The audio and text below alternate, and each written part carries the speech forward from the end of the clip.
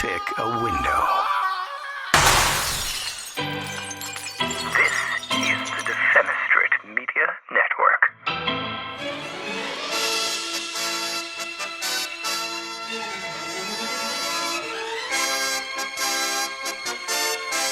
Oh, wow.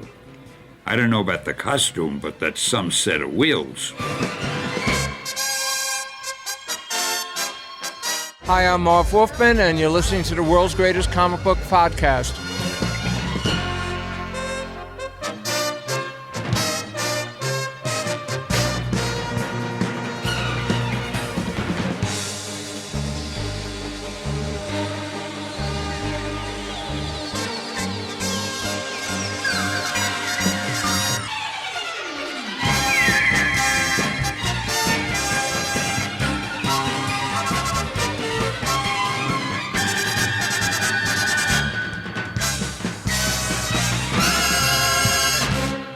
Hey, this is the world's greatest comic book podcast, and I'm your host, the radioactive professor of all things comic book, J.C. Carter. Joining me today on the show, my super friends.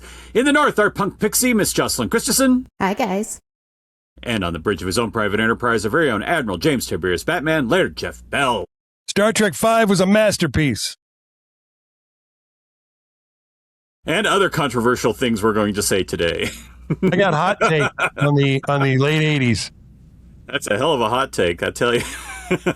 I did a post on the threads a couple days ago where I just was like, look, I love Star Trek V. Yes, it has problems, namely the stripper cat lady fight. The movie. Yeah. Shush. But The Laughing Vulcan, I fucking loved it. What does God need with a starship? I think is some of the best Star Trek writing of all time.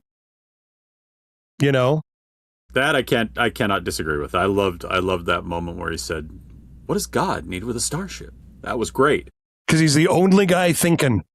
The whole I got 2 minutes in the entire movie that I could take it back more than 2 minutes because I loved all the Yosemite scenes, all the stuff they did out at Yosemite. I loved that. Yeah, it was fun. But says the guy in an Eddie Bauer shirt. So that's fair. No, like when they were all in 10 forward, and the power of friendship is more powerful than the power of taking your pain away. Loved that. Loved that whole bit with those three. You know, and how McCoy is the most susceptible, even though you wouldn't think he would be. And then he's like, well, if my buddies are staying, I'm staying because that's just how I am. And I loved all that. So anyway, I wrote a little bit about it and had a couple of people, you know, with the hard R attitude. More hard R's. I got a lot of love. I got a lot of love for that. People are like, you know what? It's not as bad as you remember. It is bad. I know it's bad. But I still love it the most. So I watched Kevin Smith and Jason Mewes. They did it. They just started another podcast because why? Of course they did.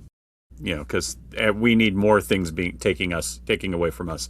But they were talking about. Kevin Smith was talking about how you take Jason Mewes to any movie, any superhero movie, he's going to have a great time, and you're going to have a great time because he's having a great time. He said he went to Batman v Superman and he was like, he watched it the first time by himself and he was like, where's the joy? Where's the fun that should be here? Because this is a comic book movie. And he said, then he went with Jason. He went with Jason and he said, Jason brought the joy. Because you've got that whole scene where Batman's in the trench coat and it's in the far future and he's fighting all these guys. Then all of a sudden parademons show up and he hears Jason next to him, parademons! And just loving every second of it. Is like, this is the joy right here. This fucker right next to me is the joy. And that was, and that was it. It was like, I think a lot of the Star Trek stuff, we can both say a lot of those movies aren't the greatest. Sure. There's plenty of things wrong with them. I mean, my favorite is still the one with the whales, as we'd like to call it now. And, we have Kirk going into warp, basically in atmosphere, and flying at full impulse to get to the whales, which is light speed. I'm like, did we not read the technical manual like every fucking fan has done? So it was, but for me, it's still the joy. I still love all the, colorful metaphors, the guy on the bus, the punk rocker on the bus, all that kind of stuff. A double I love dumbass all that like stuff. you. Yeah. I love it all. Scotty doing a 2-finger hunt and peck on the keyboard. And Jimmy doing with one missing finger too, so you get to see the one missing finger as he works on that and everything. Finally. Yeah. It was like, I love that movie. So, and it's not perfect. I watched it again recently. I'm like, yeah, this kind of sucks, but I still fucking love it. So. Now, Star Trek 6, I might have to go to blows with somebody who tells me that's the worst of the Star Treks because I fucking love it. No, it's fantastic. Yeah. Yeah. It's My right up there with favorite Q part of and- Star Trek 6 is when he diving tackles the president and just right in the middle of it, Kirk, Enterprise. Like, yes! And they cut there was something they cut out of that. Oh, it was taking the Klingon's mask off and revealing Renee Ajurbanar or whatever underneath it. Yeah. Because he was supposed to be the other co-conspirator, and he dressed up like a Klingon to shoot at the ambassador, and they decided not to do that, but there's a cut scene you can find that has him pulling the mask off, just like there's a cut scene of Star Trek 4 where we find out that Saavik was pregnant with Scott's baby after helping him through Pon farr probably 3 times on the on that planet. She's a giver. Yeah, she is. She's because you got to think if he went through puberty at 14 and that was his first Pon farr, he would have had gotten through that, and then he would have gotten it again at 21, and then at 28, or 27, and then again, it's every 7 years. So, and he was aging up. I think he was a young male when they found him, and then he suddenly aged up a lot faster. I wonder if you could just at such an accelerated growth rate handle it with just a quick handy. I think so. Yeah. I think so. I mean, you're just looking for a little emotional release. There's no reason to get all naked for it, especially when you barely know each other. She just needed it. It was a stressful day. Klingons. I could use a release. Whole planet's falling apart around me. This guy just told me he used unstable protomatter. What the fuck am I going to do? Yeah. And I got to be honest with you. Here's my last hot take on Star Trek. Mm-hmm. Christopher Lloyd was not a very good Klingon. I did not take him seriously at all. There was a comedian back in the day who did a whole bit on that. Because he said, I saw Star Trek 3 and, at first the Klingons are just speaking Klingon, so I didn't really recognize anybody in it. And he said, and then they switched to English, and you could hear Reverend Jim Ignatowski, "Oh, Captain Kirk, you don't want to give me the Genesis device? Okie dokie." I mean, he did that impression perfectly. I mean, he nailed it. I'm terrible at him, but he nailed it, and it was like, oh my God, that's hilarious, because it is. It was like, oh my God, you're so terrible in this part. And the guy that Cruz was the commander, whoever was left on board, he was like, "I choose death. Okay, I'll kill you later." Kirk says, "Yeah." John Larroquette. That was John Larroquette, because they were calling any tall actor in Hollywood to come be Klingons. You're the right height. Come be a Klingon. Yep, that would have been my role had I made it in Hollywood. I would have been a Klingon on Star Trek: The Next Generation. Hey, we needed tall guys. We played giant Jewish people once. We did.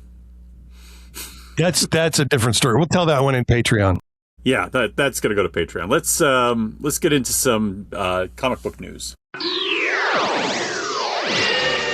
Meanwhile, at the Hall of Justice, artist Andy Fish is battling cancer. Per a GoFundMe started by his cousin, artist Andy Fish Blackwood, Sabrina the Teenage Wish, has been diagnosed with two types. That's in a special fuck you from life of rare blood cancers, a B cell lymphoma, and yep, that's a word right there. I see it. Myelofibrosis.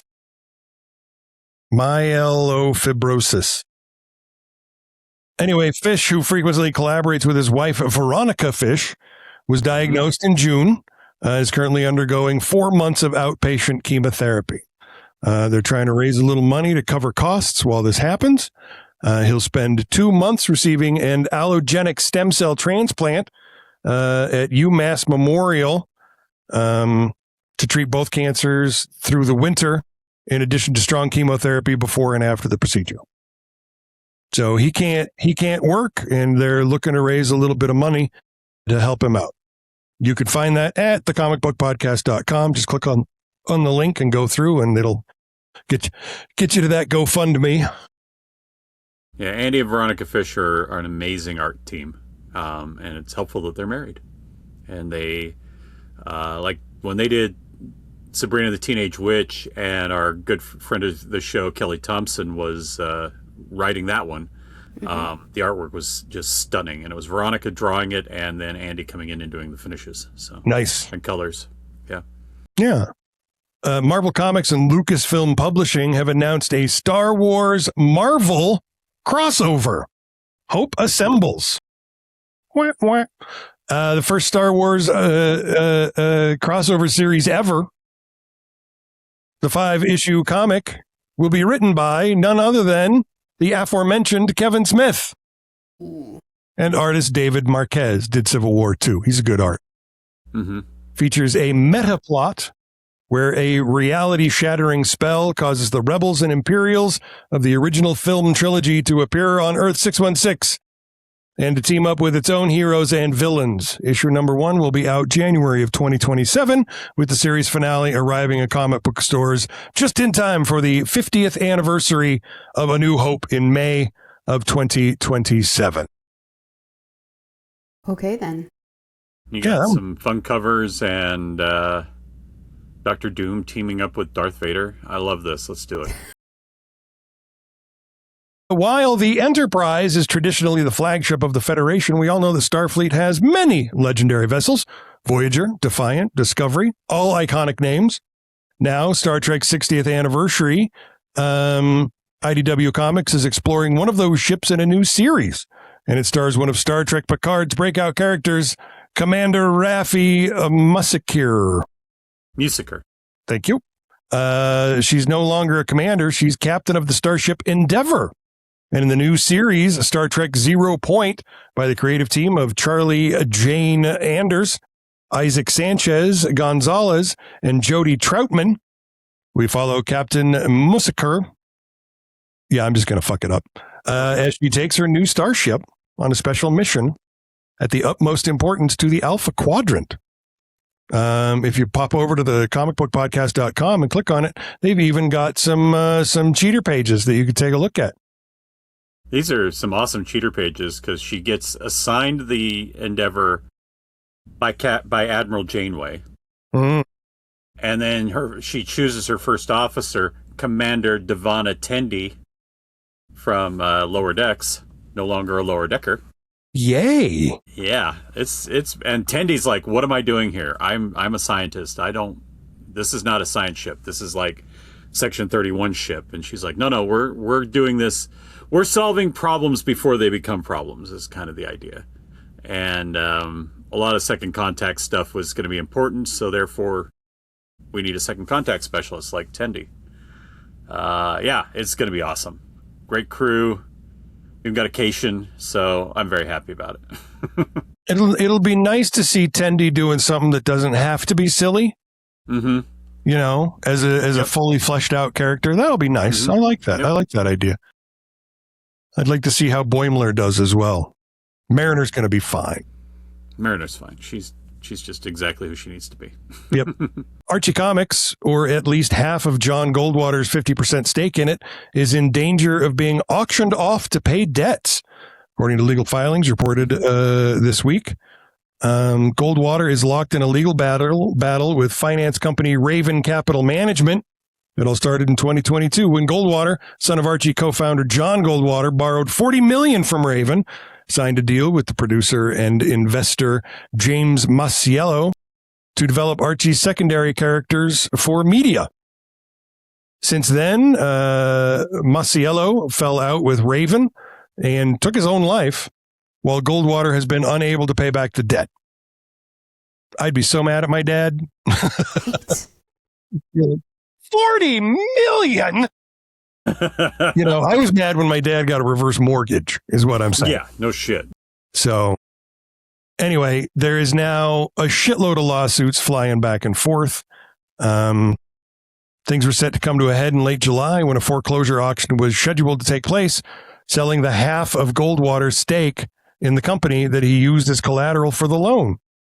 Goldwater has since fired back with his own lawsuit claiming fraud and misrepresentation by Raven, and he means business too. He's hired Mitchell Schuster, previously represented Justin Baldoni in his epic legal battles with Blake Lively, which I do recall he lost. Yeah, I was like, I don't know that this isn't the win you think it is.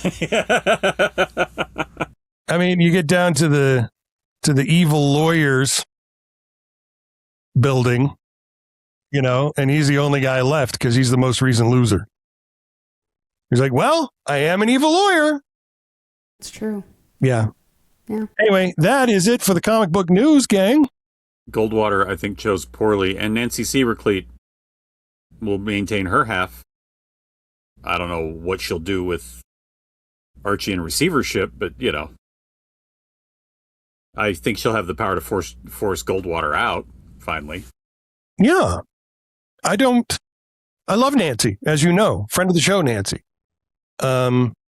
Doesn't seem to have a lot of business acumen. Just seems to be really good at ideas. Yeah. There's a line in this article that I read, and I loved it. It said, Sievercleet has been a somewhat silent partner while Goldwater updated Archie in the aughts, but she could become less silent should all of this mess lead to new co-owners. And I'm like, I don't remember a silent partner with Sievercleet. She was pretty pissed about the direction Goldwater wanted to take it, and then wound up being told by lawyers to shut the fuck up. Yeah. Yeah. Yeah, we followed all that pretty closely, 13 years ago? Yeah, we had her on the show twice. I mean, she was on the Left Show as part of our, the show that basically created this show, and then she was on this show again when we brought her in. Yeah, she was back in town, and we were like, hey, come do the show. Yeah, she was great. Had her in Jeff's basement for an episode. It was pretty cool. My famous basement. I do miss it. Mm-hmm. I do. Anyway, that's still it for the news. All right. Let's talk about what we've been reading this week. Joss? So I managed to read a couple of trade paperbacks.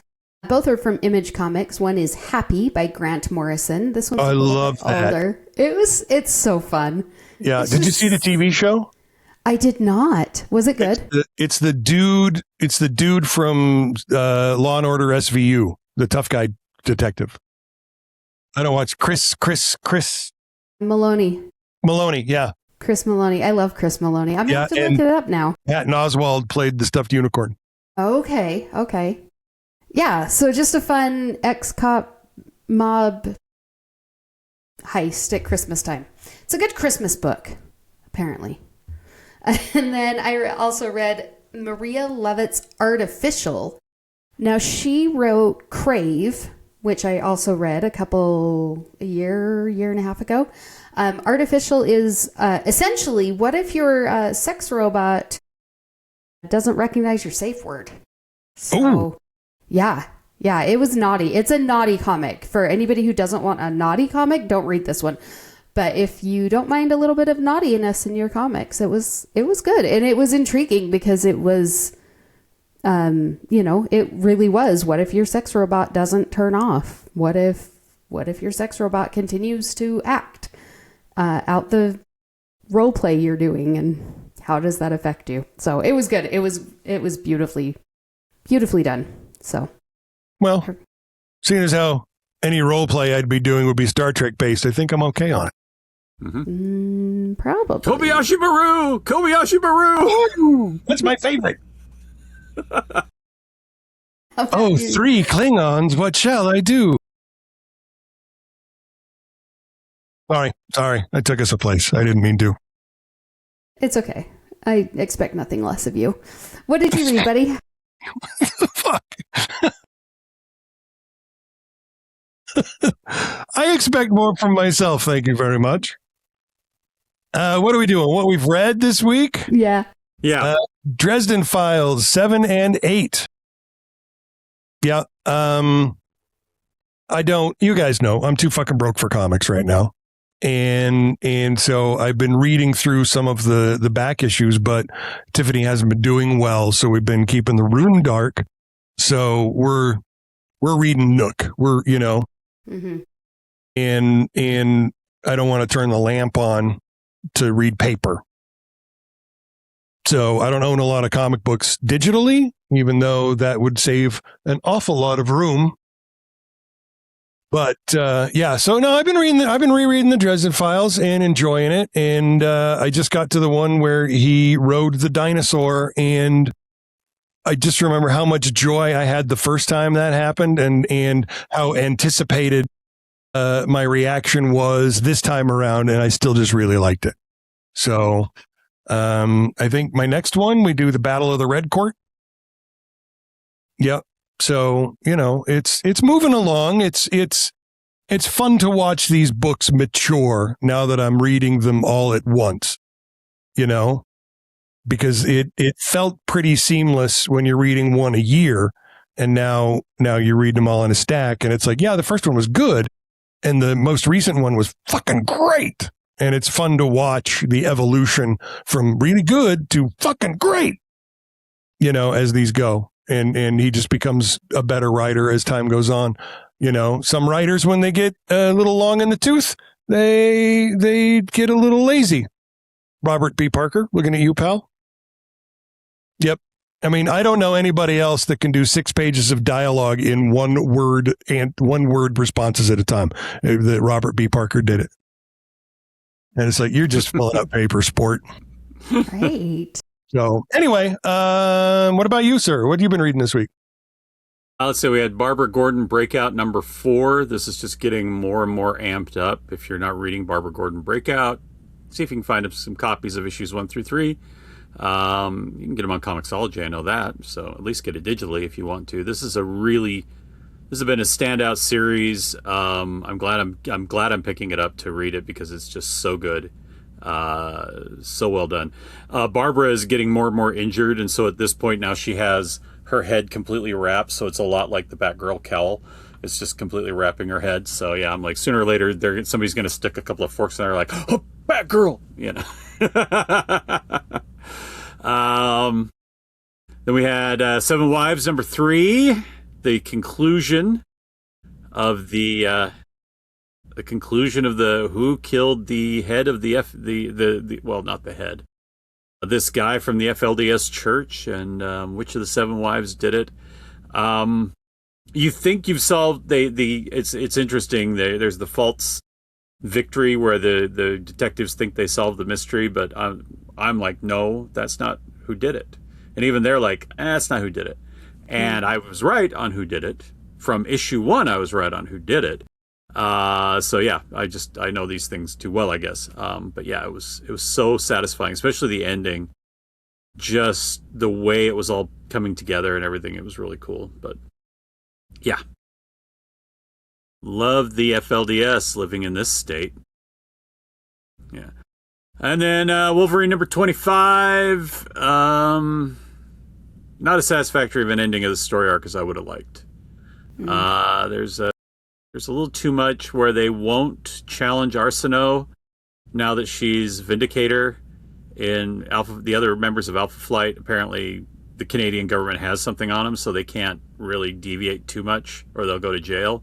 They have to stay on mission, but I'm like, their mission leader's a fucking fascist. They should take her out. So yeah, it's just sad. And then there's this whole, you're a traitor, Wolverine. And I'm like, Wolverine hasn't been a Canadian for like 50 years. Just leave them the fuck alone, Yeah, he's sort of a nationless spirit at this point. Right. Exactly. He's a drunkard, as we'll talk about later in television. So that was what I have read. Let's take a little break, and when we come back, it's time for our picks of the week and picks of the future.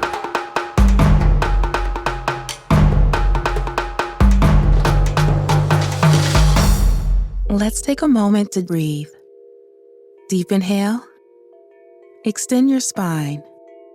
Remain focused on what you're doing. If safe to do so, exhale slowly, leaning to one side. Inhale back to center. If safe to do so, exhale slowly to the opposite side. Find mental health resources at loveyourmindtoday.org. This message is brought to you by the Huntsman Mental Health Institute and the Ad Council. In a world where MAGA is banning and burning books, it is a revolutionary act to read. It's Monday in America is a bold collection from The Left Show's J.M. Bell about politics, family, aging, and the uncomfortable truths we keep avoiding. No talking points, just real life in a divided country. Order your copy of It's Monday in America today for just $14.99 at mondayinamerica.com. If you're looking to feel hopeful or inspired, or if you're just frustrated and unsure about where we're headed, this book provides a unique look at the life of a Gen X liberal, the challenges and victories, and the question, what kind of world have we built for our children? It's Monday in America. $14.99 at mondayinamerica.com. It's Monday in America. Better to die on your feet than live on your knees.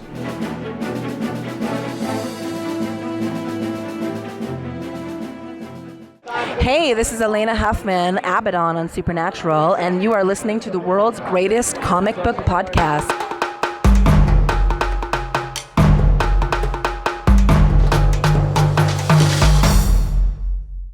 All right, Joss, start us out. What are your picks of the week for this week in comic books?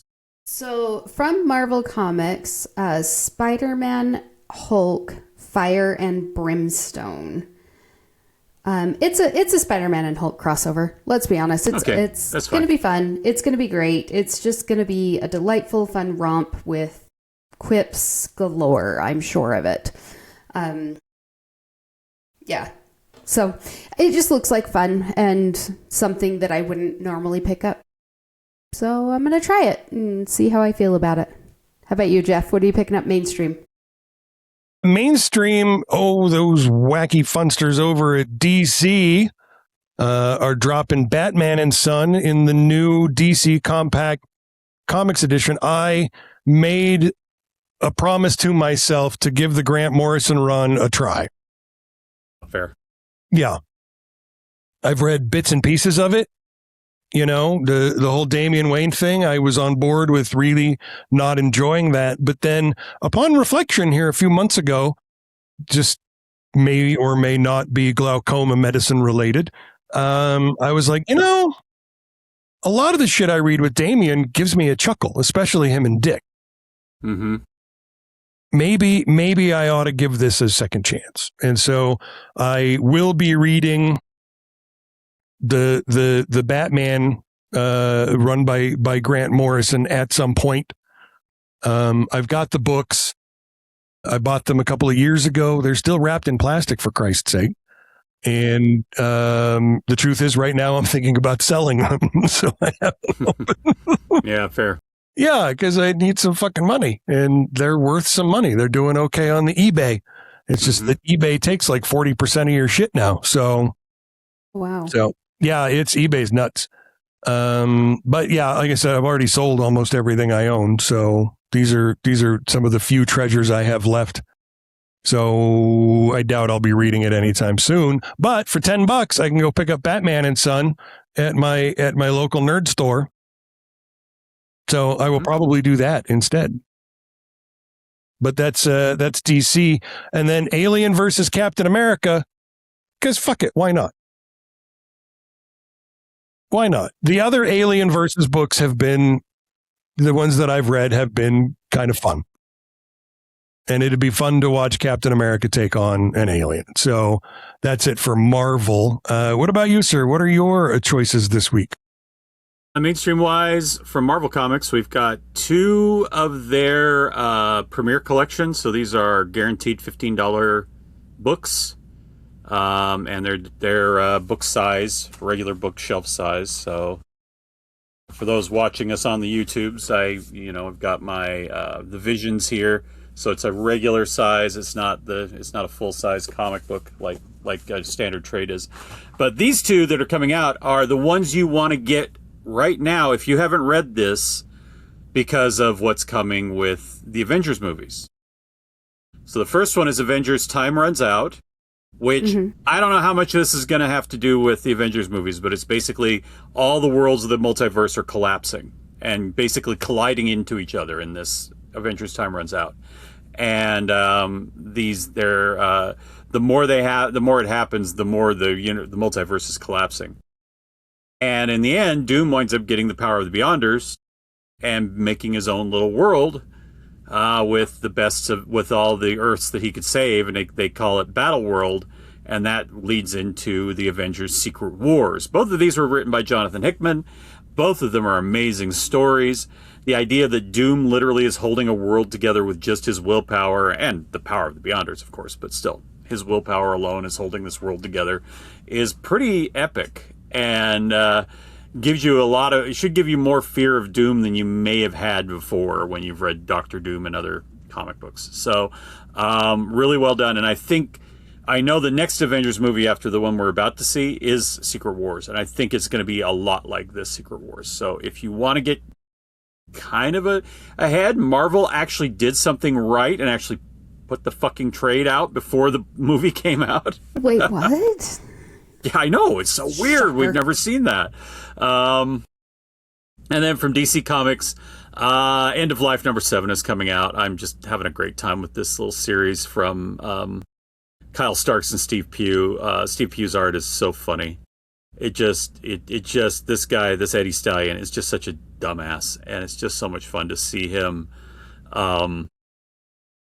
Dealing with all this weird shit that's going on. I mean, it is 10 shades of Garth Ennis when you read this book. So it is hilarious and just delightful. So, and I was a little surprised it was going to be an ongoing series, but here it is, an ongoing series.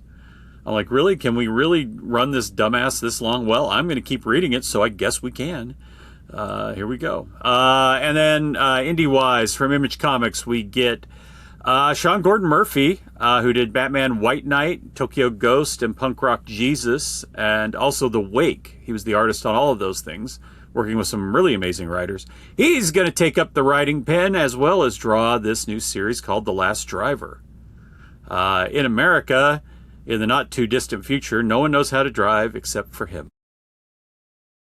That's just me today. Yeah, I know. That's every day. That's just me. But no, this is it's a world where, think about Minority Report, where everybody just got in a robot car that took them to a place that, took them wherever they needed to go, and you really couldn't take control of that car. So most people don't know actually how to drive a vehicle, and this guy is like the last one who knows. So yeah, that's what they've got going on. Is I think it's more like self-driving cars in this one instead of the weird robot things that would almost follow a track in Minority Report. But in this one, it's definitely robot cars. So nobody knows how to drive except this guy. And I'm like, this sounds like a fun book. And then from Massive, I thought this had already come out. Maybe we just talked about it. But the Star Trek Archive, which are all the photographs, hundreds of objects and stories from the Final Frontier, basically. So it's a bunch of photographs and insider facts that span the entire 60-year history of Star Trek and the various films and spin-off series. There it is. I'm like, it's a little book. It's a book. I want to read this book. It's $50. I don't know if I can afford the book, but I like the idea of the book. And then they also are putting out a tiny book that's only $9.99. That's the one I can afford. And it's just sort of the complete history that can fit in the palm of your hand. And it's all, I think, written history. So, yeah. Yep. And that's what I'm looking forward to. Jeff, what's your indie picks? I don't know if this is based on the novel series I read in junior high or not, but it's Dungeons and Dragons Ravenloft. Yes, it is. Is it? Okay, because I remember enjoying those quite a lot when I was a youngster.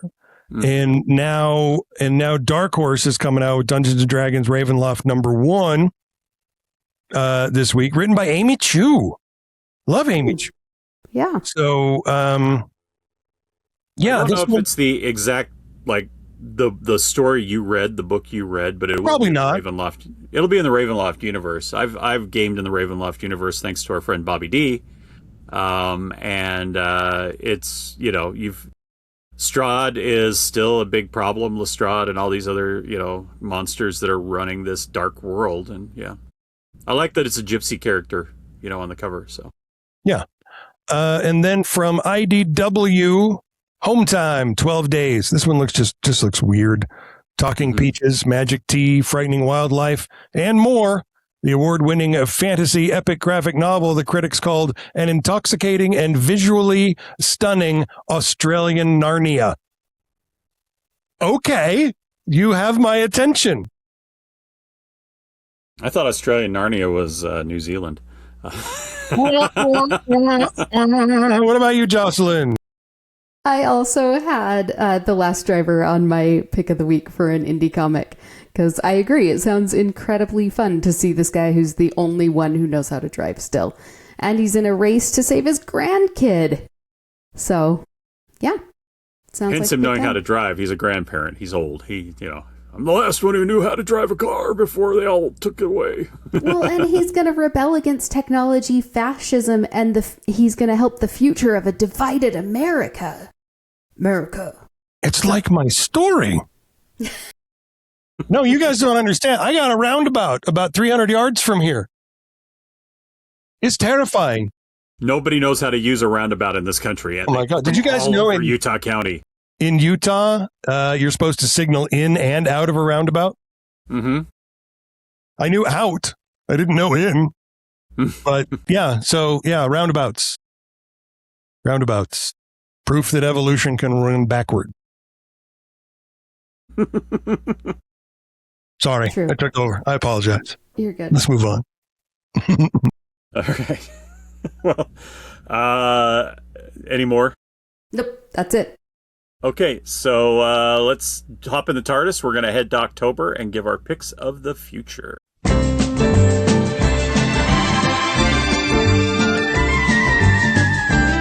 But Joss, what is your future pick? From Marvel Comics, The Punisher Showdown's Black Widow #1. This is a one-shot, and Frank Castle is on a mission to Las Vegas, where the Black Widow's intel on a wolf spider operative will set them all on a bullet-riddled collision course. But will Punisher and Black Widow see eye to eye, or is this eye for an eye going to leave bodies in their wake? The Punisher's one-man war on the guilty crosses paths with other denizens of the Marvel Universe, with the explosive and unexpected results in the Punisher Showdowns. No, it just sounds like a fun one-shot. I love Black Widow, and I love Barenthal as the Punisher, and seeing him in Spider-Man Brand New Day was just so much fun that I'm all in on the Punisher right now. So yeah, that's my pick of the future. How about you, Jeff? This is coming out from Fantagraphics. It's called Requiem for Gaza. Cartoonist Joe Sacco, author of Palestine and Footnotes in Gaza, and Chris Hedges, former Middle East bureau chief for the New York Times, went to Cairo, where they interviewed 29 Palestinian families who had recently left Gaza. In Requiem for Gaza, they used the experience and stories of these families to detail the crucible of the genocide, the loss of homes and communities, the appalling death toll among friends and loved ones, the constant displacement, the terror of indiscriminate killing, the hunger and deprivation, and on and on and on. This is one of those that you buy because it's important. More than I'm not buying it because I want to read it, because it's horrific and it's going to bum me out, and I feel so utterly powerless, against a fucking genocide. I can do what I can do, and that is very little. But in this one, it's a way to get the story out, and so I'll be literally, not figuratively, I will be saving up and buying this one in October. So, what about you, buddy?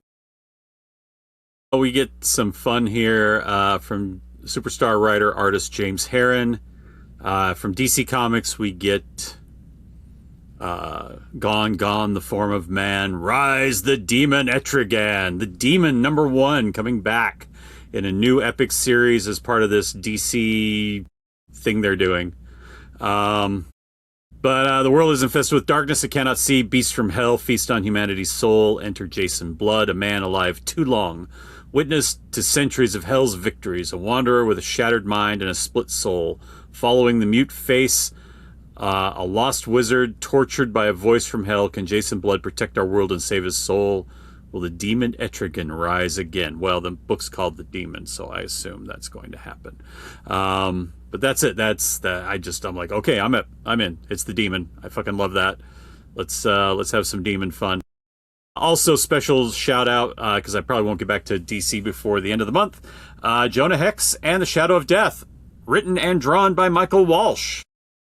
So we've got writer-artist again. This is the guy from Exquisite Corpses.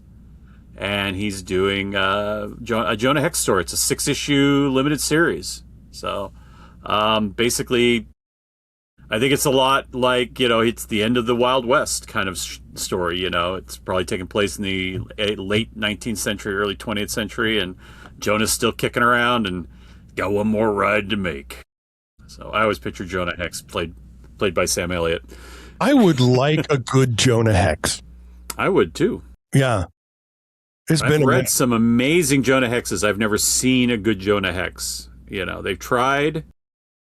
Was it Joss Brolin who did it, or who did that? Yeah, it was Brolin and Megan Fox.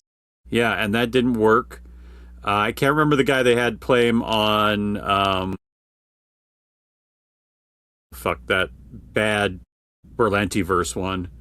Legends of Tomorrow. They had a guy play him on that, show up a couple times. He was okay in the role, but I still didn't buy it. I've always pictured Sam Elliott playing the part for some reason. So, a shaved Sam Elliott. I think he'd be great. Who knows? Maybe we can make it work. Anyway, we're going to take a little break. And when we come back, we're heading to Tinsel Town.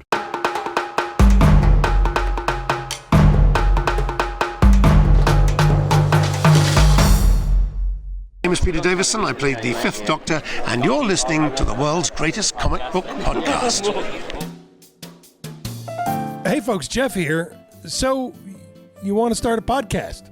Or maybe you already did, and it's just not going the way you thought it would. Well, here's the truth. It's not about the mic, it's not about the software, and it's definitely not just about posting episodes. It's about building a show that people care about. That's why I created the Defenestrate Media Podcast Academy. It isn't theory and it isn't fluff. It's a step-by-step breakdown of what actually works. Choosing a name, choosing a topic, building your structure, growing an audience, trying to turn your podcast into a brand, and maybe even a business. If you're serious about podcasting, this is a good place to start. And if you're just tired of guessing, this is how you stop. Check out the Defenestrate Media Podcast Academy and build something worth listening to. You can find more information at thecomicbookpodcast.com.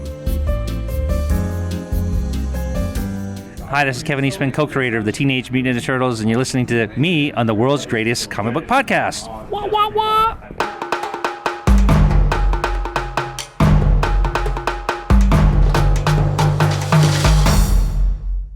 All right, let's dive right in. What have you guys been watching this week that wasn't Star Trek, I guess? I finally sat down and watched the first episode of season 4 of Ted Lasso. And it was so delightful. It was so cute. I watched it with Mini-Me because Mini-Me's my Ted Lasso buddy.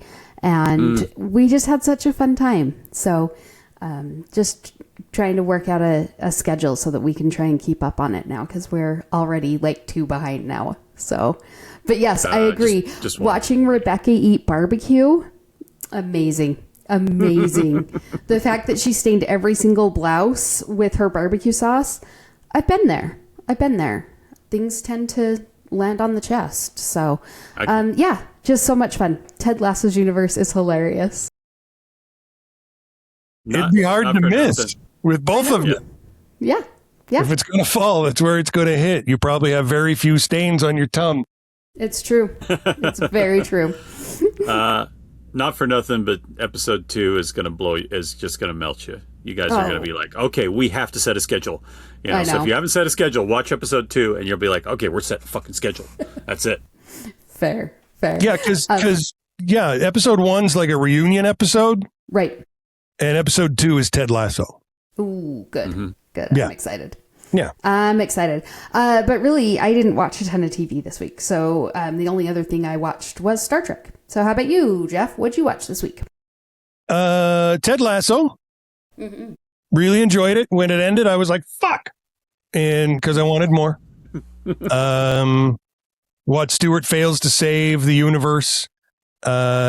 Really quick episode this week. Felt like it was in transition to hopefully a longer, better episode next week. It was still funny. It was just 25 minutes, which you can do on cable. What else was it? Oh, I tried. I got up this morning, got a head of steam in me, and woke up at 4:30 and came into my office and started my coffee and flipped over to watch the first episode of Lanterns, which doesn't drop until 7 p.m. tonight as we record this. God damn it. Motherfuckers. I hate that. Yeah, I do too. I just want to watch it. Let me watch it when I want to watch it and on the day that it drops. I get you want everybody watching it at a certain time. That way there's less likely to have the early morning spoilers that they used to get dropped all over the internet. But I think people are better about that now, especially since nobody gives a fuck about Twitter anymore. Yeah. Thanks, Elon. You took one away. The big spoiler platform got taken away. What else? Iron Man, the original Iron Man movie. Oh, watched that this week, and then watched the Disney 80s. It's not a classic because they fucked up everything about it, but the Black Cauldron. Yeah. We'll be talking about that this week on Gen X with myself and Braxton over at theleftshow.com, I believe on Wednesday. So yeah, he's talking about Iron Man. I'm talking about the Black Cauldron. And I guess that's enough for me. What do you got this week, buddy?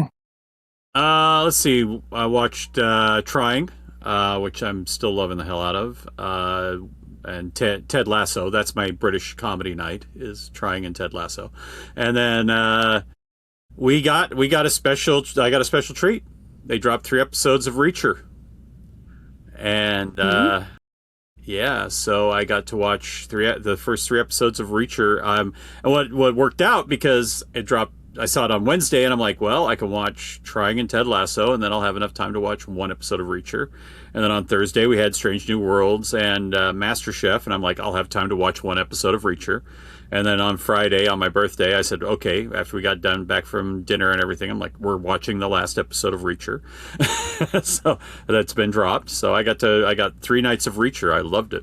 So one of the few my wife will watch with me because she just loves Alan Richardson. So, right?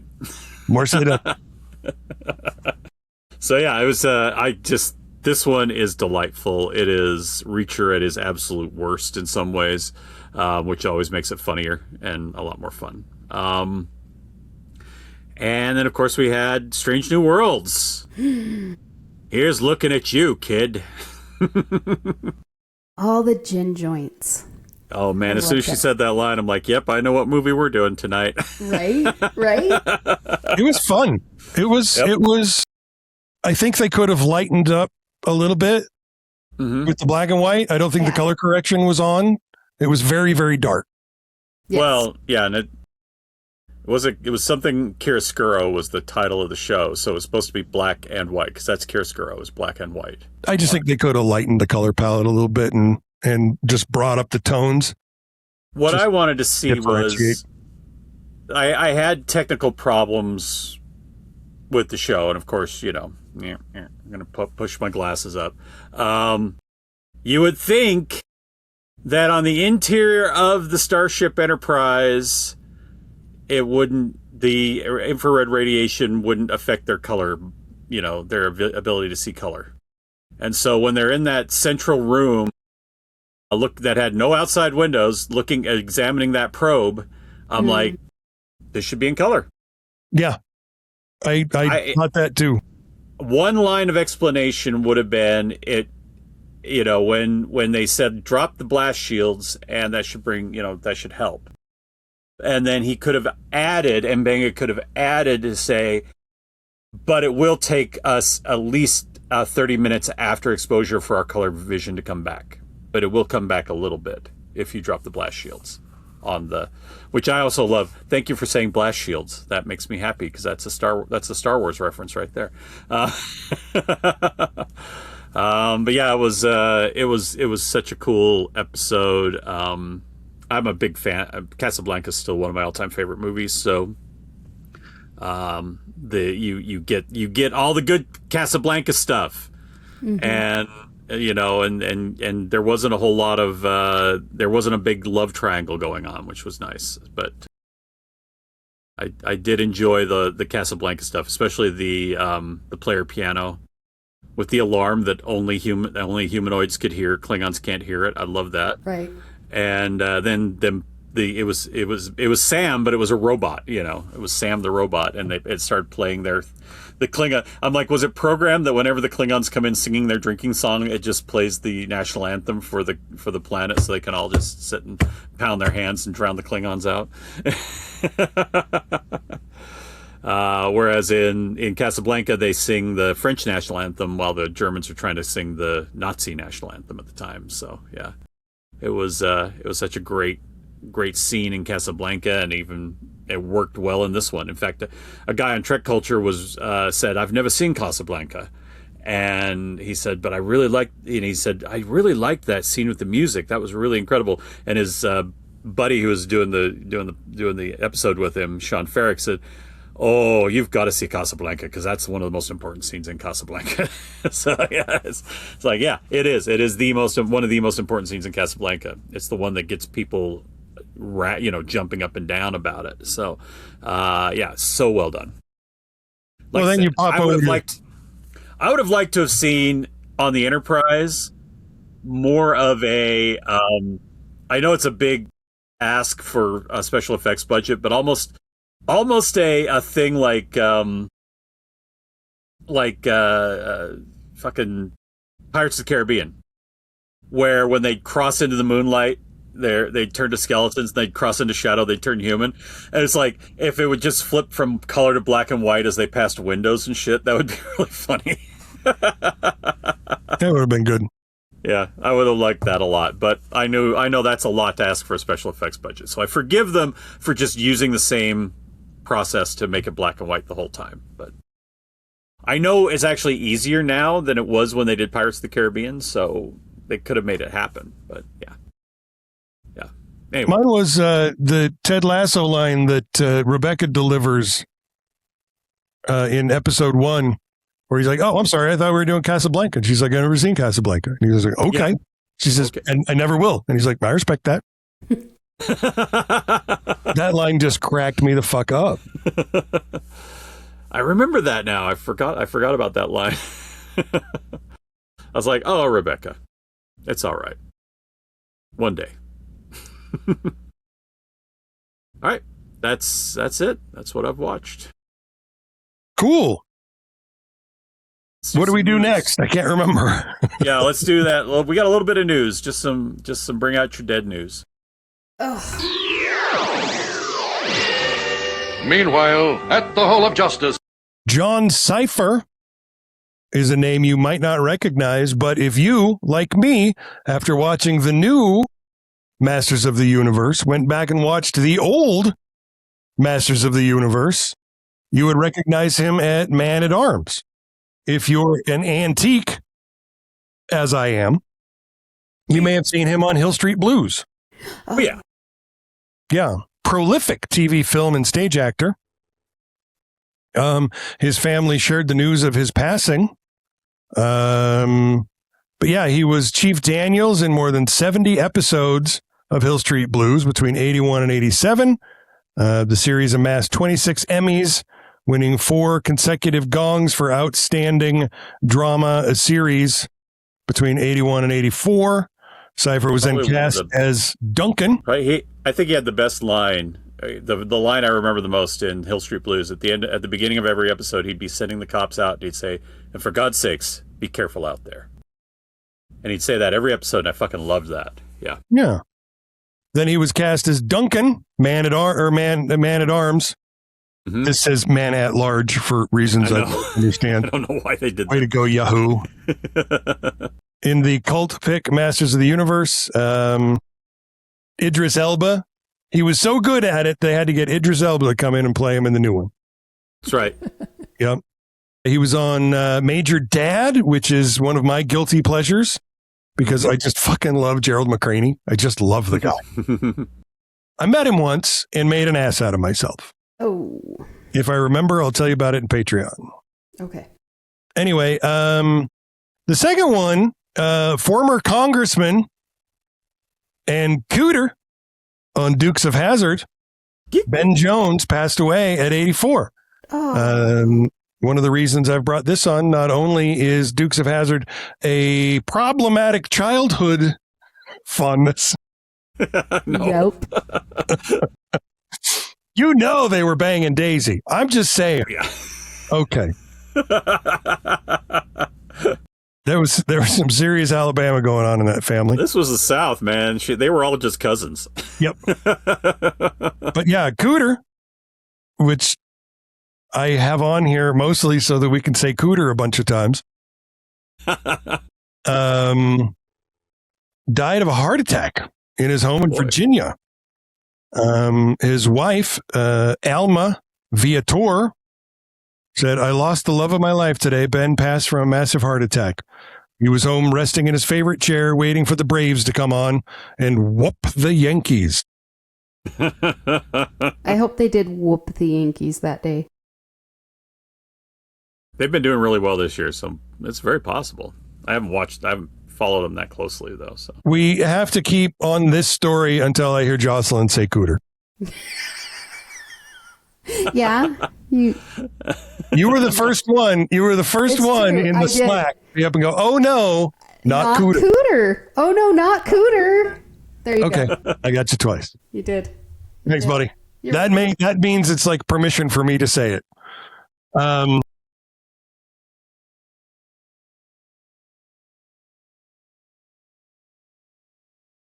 And then, of course, this week we saw an American icon pass away, Jackie the Eagle. yes. A lot of people discovered the big bear bald eagle cam during COVID. As the author says, as darkness spread over the nation, I needed someplace to escape, and Facebook obliged. But yeah, Jackie the Eagle, 17 years old, passed away this week.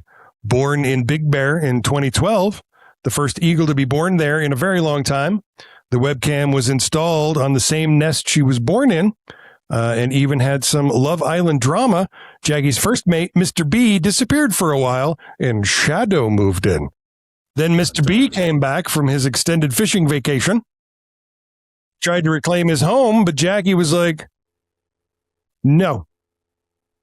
Good for her. I'm with Shadow now. Yep. Yeah. Yeah. Jackie had 3 eggs that hatched. I don't know. I just, I spent a lot of COVID time watching Jackie as well. You need to go over and read this article. We have it on the comicbookpodcast.com website. The way she describes this, it is watching a televised drama. Yeah. You know, all the things that Jackie had to go through, and people were following this to get through COVID, get through lockdown and COVID. And here was this cam that you could watch in real time, watching this mother eagle trying to keep her babies alive during a blizzard, having a baby die on them and all this kind of stuff. And it's just like this horrible tragedy. And the whole time you've just got these eagles that just always look stern and and angry about everything, dealing with all the problems. So yeah, it's beautiful. Mm-hmm. But that is about it for this part of Tinsel Town news. The rest of Tinsel Town news we will carry over to Patreon. That's right. We will be you can get the rest of our Tinseltown news at patreon.com/DFenMedia, where every week you get extra content from DFen Media, all for one low price. You just come in, you pay for the Defend Media Patreon membership. You'll get extra content from The Left Show, from the World's Greatest Comic Book Podcast, from Gen Zex, from I Told You So, from whatever other podcast Jeff is going to create this week. We always have extra content, and we put it over on Patreon, and only Patreon members get to listen to it. This week we're going to be hitting some fun little stories. We've got Ms. Marvel actor says superhero fatigue doesn't exist. You've got TARDIS load of doctors showing up for a special episode. Marvel got fined $160,000, and they're going to get away with doing something they shouldn't have. David Ellison is making threats because California won't let him buy HBO. And I don't know that this is a real threat. We have so many things we're going to talk about that came up in Tinsel Town. And that's at Patreon, patreon.com/defendmedia. So please join our Patreon squad. Help us make a Patreon platoon at patreon.com/defendmedia. And for those who are watching us on the YouTube, hey, thanks. We don't get any views over here. Remember to like, share, and subscribe. And in the meantime, I'm going to say, as I always do, until Wolverine's claws grow back, make mine Marvel. For Hell's Kitchen. For Stan. As to making podcasts, the only thing Kevin Smith has on me is money and success. That's right. Yep. For Asgard.